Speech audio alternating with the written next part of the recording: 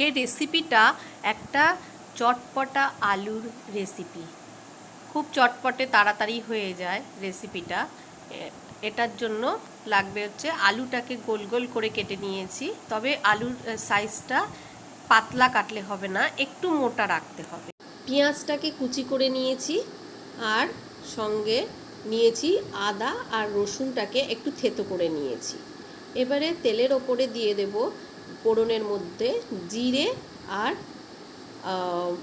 সর্ষে দুটো। যখন চটপট করে ফাটবে সর্ষেটা, তখন তারপরে দিয়ে দেব এই কুচিয়ে রাখা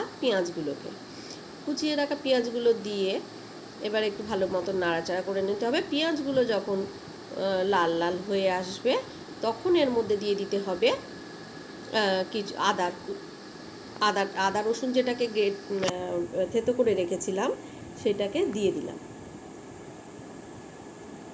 এই গন্ধটা খুব সুন্দর ওঠে, এই রসুনের বেশ একটা গন্ধ ওঠে, এটা খুব সুন্দর লাগে গন্ধটা।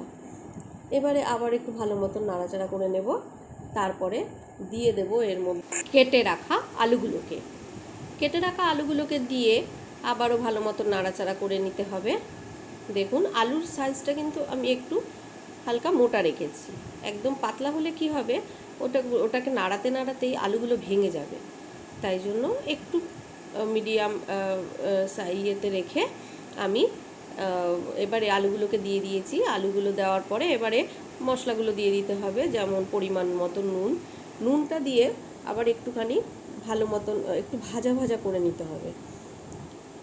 একটু যখন আলুটা দেখব যে মোটামুটি 60% কুক হয়ে গেছে, তখন এর মধ্যে দিয়ে দেব এবার মশলাগুলোকে। এর মধ্যে দিয়েছি আমি, আমার আলুর পরিমাণ যেহেতু কম ছিল, বেশি ছিল না, তাই 1 চামচের মতন জিরে গুঁড়ো, 1/2 চামচ ধনে গুঁড়ো, অল্প করে একটুখানি হলুদ গুঁড়ো, একটু লঙ্কার গুঁড়ো, আর দিয়ে দেবো এর মধ্যে চাট মশলা।